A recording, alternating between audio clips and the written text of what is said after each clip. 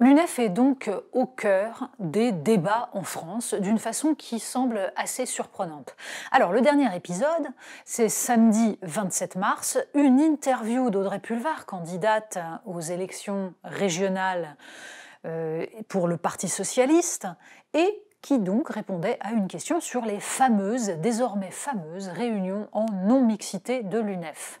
Audrey Pulvar répond de façon assez mesurée, gênée, que, évidemment, si un homme blanc ou une femme blanche se présente dans ce genre de réunion, on ne va pas le jeter, mais on peut les inviter à se taire. Tollé immédiat. Tollé de la part d'à peu près tout le monde. Alors, pourquoi déjà ce tollé ? Bon, quand on regarde évidemment la nature de ceux qui ont lancé le débat et se sont scandalisés, on s'aperçoit bien entendu qu'il y a là un contexte d'élection, et quand Valérie Pécresse trouve scandaleux cette résurgence du racisme, elle envoie un message à ses électeurs, elle qui est déjà largement en tête des sondages pour les régionales. Xavier Bertrand en remet une couche, et tout cela est somme toute assez attendu. Ce qui est beaucoup plus intéressant, c'est le tollé à gauche. C'est le débat et la gêne, surtout, de toute une partie de la gauche sur ce sujet-là. En particulier d'Anne Hidalgo, bien sûr, qui, en gros, ne cesse d'envoyer des signaux contradictoires. Évidemment, elle ne désavoue pas Audrey Pulvar, mais elle-même avait envoyé un message de soutien à Rachel Kahn, attaquée à propos de sa pensée universaliste et de ses critiques d'une forme d'antiracisme devenue éminemment racialiste. Bref, Anne Hidalgo est empoisonnée par cette question. Le Parti socialiste en général, d'ailleurs, même si la nouvelle orientation donnée par Olivier Faure veut tirer le Parti socialiste vers une position plus laïque que ce qu'il défendait ces dernières années, sur les questions de non-mixité, d'antiracisme, on sent là aussi une grosse difficulté. Alors, sans surprise, Jean-Luc Mélenchon a expliqué que ceux qui attaquaient Audrey Pulvar étaient sexistes et discriminants. Bon, il y a là également rien que de très classique de la part d'un Jean-Luc Mélenchon qui a décidé d'être dans la radicalité sur ces questions et de suivre le mouvement qui peu à peu s'impose dans le syndicalisme, notamment le syndicalisme étudiant, dans les universités, et qui suit totalement la vision anglo-saxonne des rapports non seulement entre majorité et minorité, entre genres, entre personnes d'origines différentes.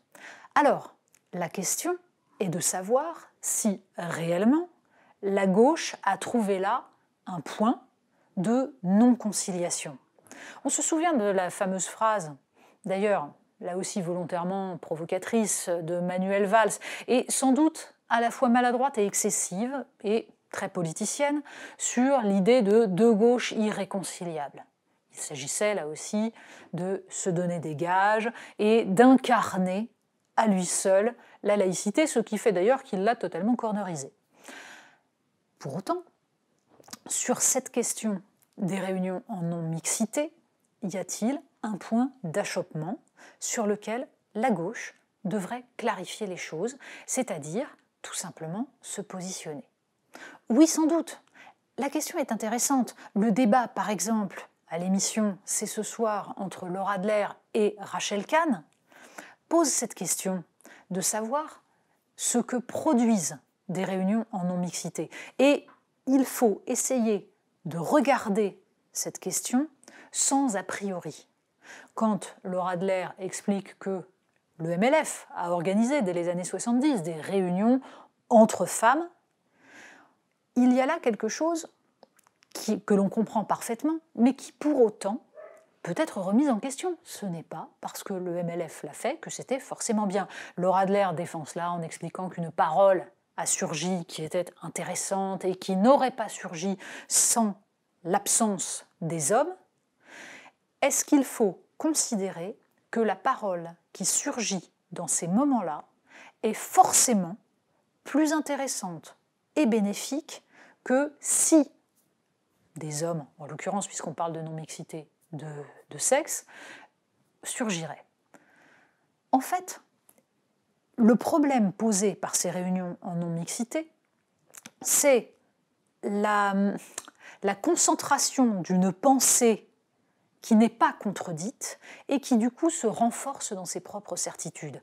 On comprend parfaitement l'idée qui consiste à dire que des gens qui sont victimes, puisque c'est le terme en vigueur, victimes de discrimination, victimes de violence, aient besoin de ne pas être en présence de leur supposé bourreau pour s'exprimer. Mais en l'occurrence, on voit bien comment ce qui se joue dans, par exemple, l'expression des victimes de violences sexuelles est ensuite traduit dans un ordre d'idées qui n'est pas le même, et où l'on a des hommes et des femmes, des blancs, des noirs, mais où l'on considère donc qu'il y aurait une majorité uniforme et une minorité discriminée. Et c'est bien le problème que posent ces réunions qui, en fait, n'incitent pas les individus qui y participent à affronter ceux qu'ils considèrent comme étant la cause de leur discrimination. Comme si la présence même de ceux qui sont censés incarner la discrimination n'était pas acceptable. Et c'est là où il faut discuter cette question, et non pas l'instrumentaliser de façon politicienne en expliquant que c'est un scandale ou en expliquant que c'est génial et que quiconque est contre est forcément raciste.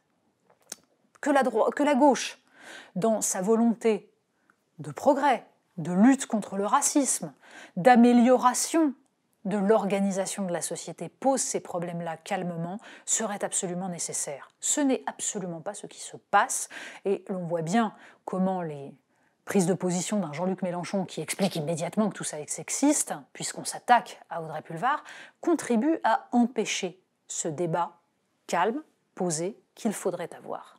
Mais un point doit être également souligné.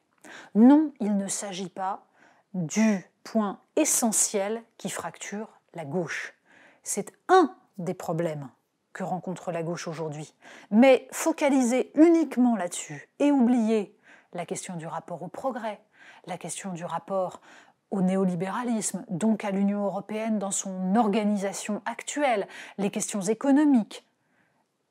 Oublier tout cela, c'est évidemment évacuer des pans entiers du débat démocratique pour ne s'intéresser qu'aux questions identitaires, ce qui est finalement le plus beau cadeau à faire à tous les identitaires, qu'ils soient d'un bord ou d'un autre, et qui n'attendent que ça.